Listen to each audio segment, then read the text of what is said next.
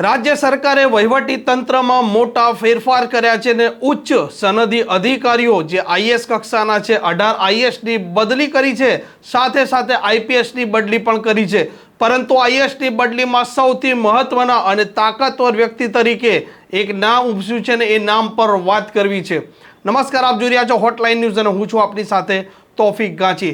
ગુજરાતના વહીવટી તંત્રમાં ઘણા સમયથી ચર્ચાઓ ચાલી રહી હતી કે લોકસભાની ચૂંટણી બાદ કોઈ પણ સમયે સનદી અધિકારીઓમાં અને વહીવટી તંત્રમાં બદલીઓ આવશે, પરંતુ આ ચર્ચાઓના જોર વચ્ચે ગઈકાલે સાંજે સરકારે 18 આઈએએસની બદલી કરી છે, સાથે 9 જેટલા આઈપીએસની પણ બદલી કરી છે।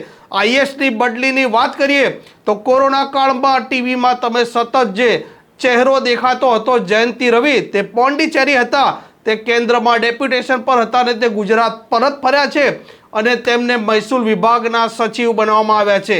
એમ કે દાસ સૌથી મહત્વના અને તાકાતવર નામ તરીકે હાલ ઉપસી રહ્યું છે। મનોજ કુમાર દાસને મુખ્યમંત્રી કાર્યાલયમાં મૂકવામાં આવ્યા છે।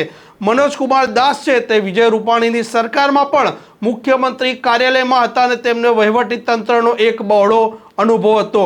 મુખ્યમંત્રી કાર્યાલયમાં કે કૈલાશનાથની વિદાય થઈ ત્યારબાદ 2 સચિવ કક્ષાના અધિકારીઓ હતા, જેમાંથી એક પંકજ જોશી અને બીજા અવંતિકા સિંહ, અને ત્રીજા ઉચ્ચ અધિકારી તરીકે હાલ મૂકવામાં આવ્યા છે મનોજ કુમાર દાસ।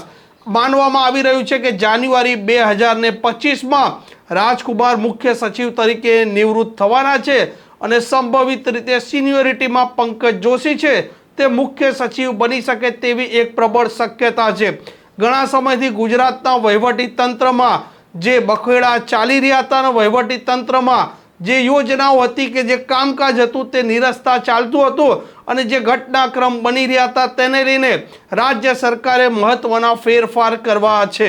રાજ્ય સરકારે જે મહત્વના ફેરફાર કર્યા છે તેમાં 3 બાબતોને મુખ્ય ધ્યાન રાખવામાં આવ્યું છે, જેમાં સૌથી પહેલી જે બાબત છે વહીવટી તંત્ર છે તે ઝડપી ચાલે, જે નિર્ણયો લેવાના છે તે પણ ઝડપી લેવાય અને લોકોના સુધી જે કામકાજ અને જે કાર્ય પદ્ધતિ હોય તે સરળતાથી થાય અને પહોંચે। સાથે આ જે અધિકારીઓ છે તેમના પાસે બહોળો અનુભવ છે અને અનુભવના લીધે રાજ્યનું વહીવટી તંત્ર પારદર્શક, ઝડપી અને સારા નિર્ણયો તે લઈ શકે, જેથી કરીને આવનારા સમયમાં રાજ્ય સરકાર માટે તે સારો નિર્ણય પણ સાબિત થાય।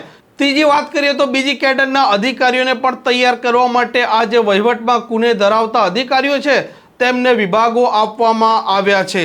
માનવામાં આવી રહ્યું છે કે આવનારા સમયમાં આઈપીએસ અને આઈએએસ બીજા જે અધિકારીઓ બાકી છે તેમની પણ ટુકડે ટુકડે બદલીઓ થઈ શકે, પરંતુ મનોજ કુમાર દાસ છે તેમના પાસે બહુ બહોળો અનુભવ છે અને તેમને મુખ્યમંત્રીએ તેમના કાર્યાલયમાં સમાવેશ કર્યો છે।